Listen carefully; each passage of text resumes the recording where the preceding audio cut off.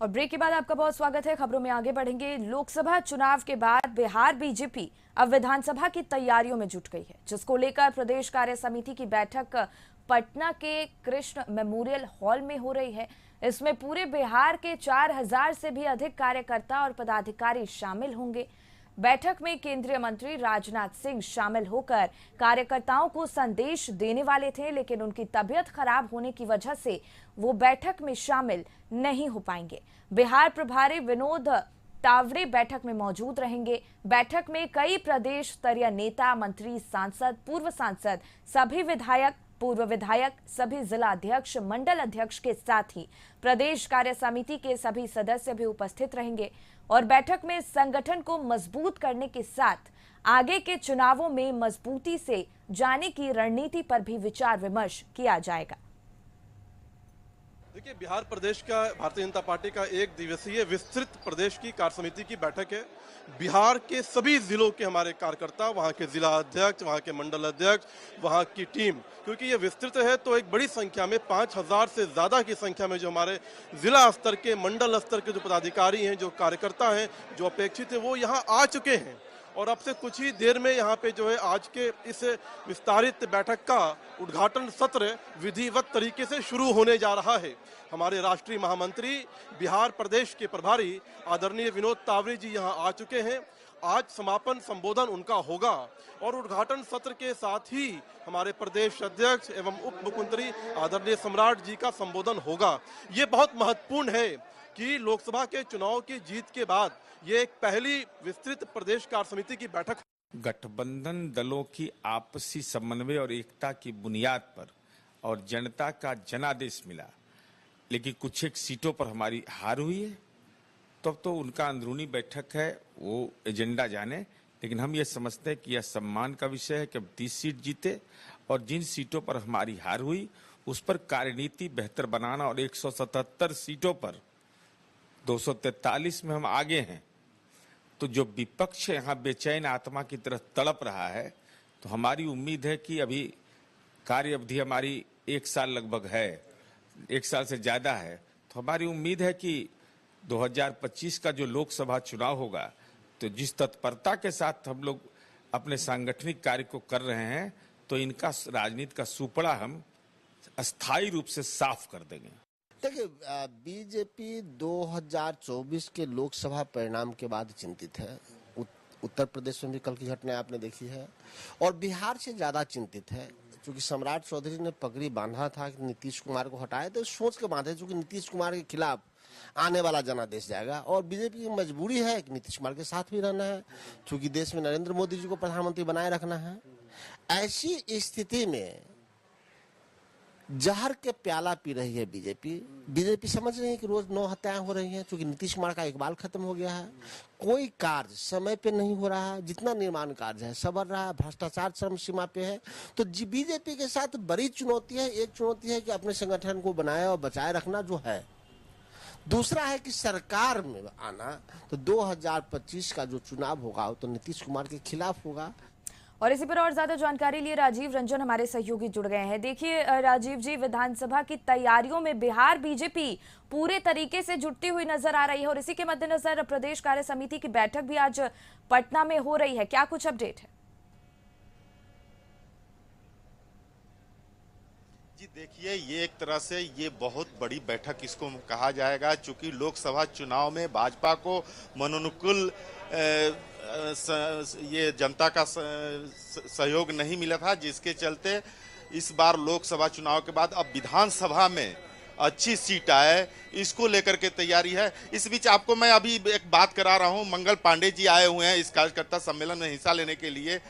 क्या कहेंगे मंत्री जी? इस बैठक के माध्यम से जहां हम बिहार की जनता का आभार व्यक्त करेंगे, धन्यवाद व्यक्त करेंगे, वहीं पार्टी के आगामी संगठनात्मक कार्यक्रमों की भी चर्चा करेंगे, और अगले वर्ष जो विधानसभा के चुनाव होने वाले हैं, उन विधानसभा चुनावों में एक बार फिर से, जैसे इस बार के लोकसभा चुनाव में 75% सफलता मिली है, उससे भी अधिक सफलता अगले चुनाव में एनडीए को मिले, इसकी ये एक तरह से देखिए, जिस तरह से मंगल पांडे ने कहा है कि लोकसभा में जिस तरह से हम लोग का स्ट्राइक रेट 75% रहा, उससे ज्यादा इस बार विधानसभा चुनाव में स्ट्राइक रेट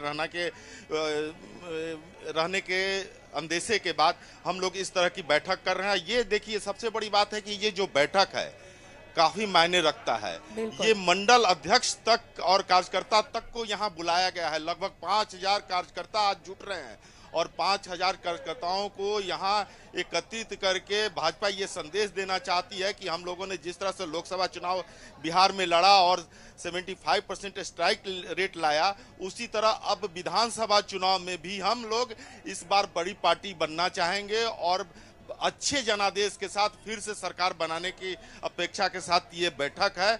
और ये बैठक इस बात को भी उद्वेलित करता है कि जिस तरह से भाजपा संगठनात्मक चुनाव से लेकर के हर चीज में आगे रहती है, तो 2025 का चुनाव अभी होना लगभग 1 साल 3 महीने बाकी हैं। लेकिन अभी से लग जाने का, कार्यकर्ताओं में ऊर्जा भरने का यह बैठक काफी अहम है।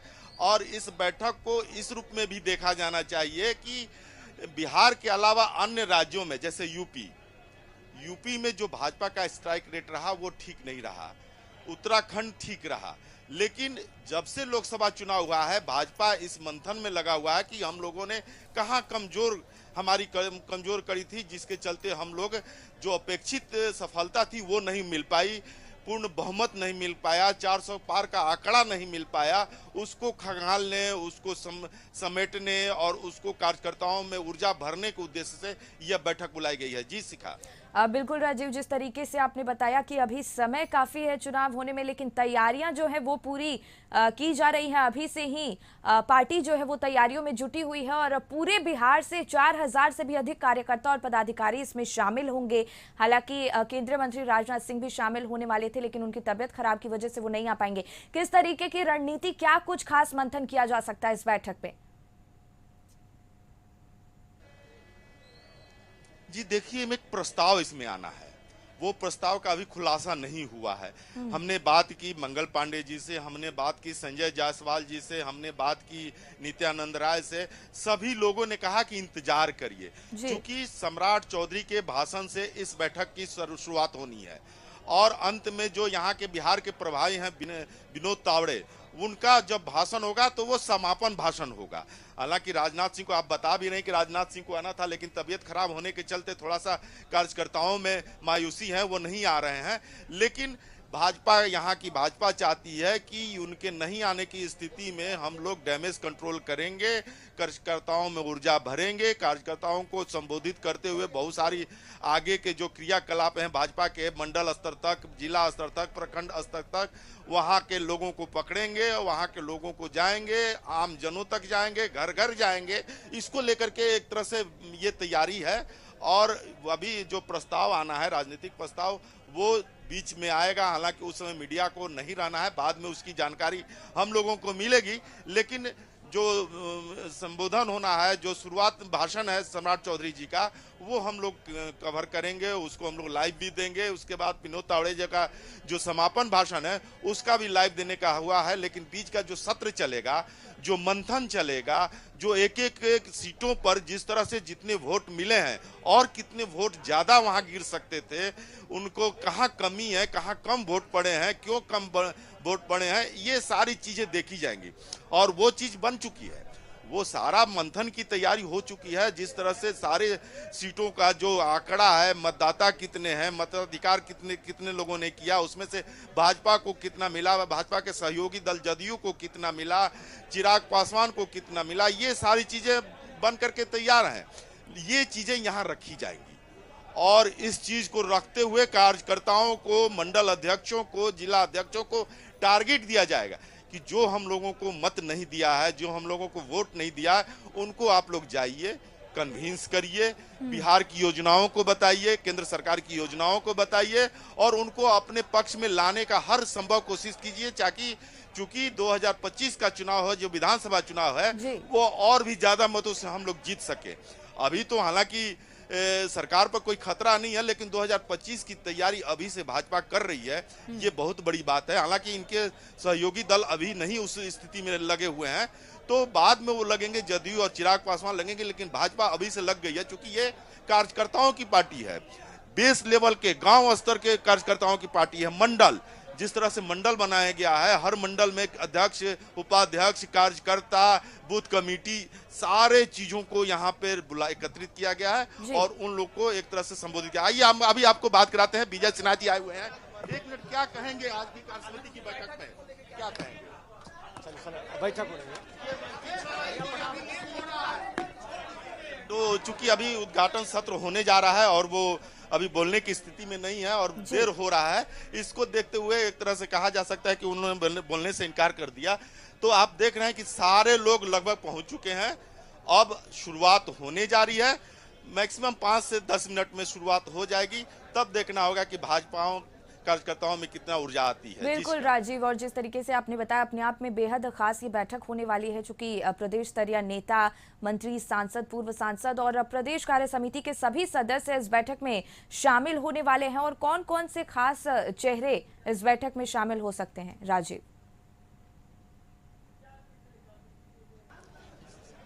देखिए, प्रदेश अध्यक्ष हैं विनोद तावड़े जी हैं, बिहार प्रभारी हैं, नित्यानंद राय हैं जी, रविशंकर प्रसाद हैं, संजय जायसवाल हैं, गिरिराज सिंह अभी थोड़ी देर से आएंगे। उसके अलावा प्रदेश स्तर के सारे नेता, सारे बिहार के सारे भाजपा कोटे के मंत्री, सारे मंत्री, दोनों डिप्टी सीएम हैं, रेणु देवी हैं, जनक राम हैं, संतोष सिंह हैं, नीरज कुमार बबलू हैं, नाम सब हैं, सारे मंत्री हैं, सारे जिलाध्यक्ष हैं, सारे मंडल अध्यक्ष और कार्यकर्ता हैं। तो चेहरे सभी हैं। बिहार भाजपा का कोई चेहरा ऐसा नहीं है जो आज नहीं यहाँ मौजूद है। हाँ, एक कमी है, थोड़ा सा गिरिराज सिंह को कहीं कार्यक्रम था, वो लेट से आ रहे हैं, लेकिन उनका भी आना तय है। तो कहा जा सकता है कि बिहार प्रदेश की जो ये विस्तृत प्रदेश कार्य समिति बैठक है, ये काफी मायनों में अहम है और इसका अहमियत इससे भी उजागर हो रहा है कि सारे नेता पहुंच चुके हैं।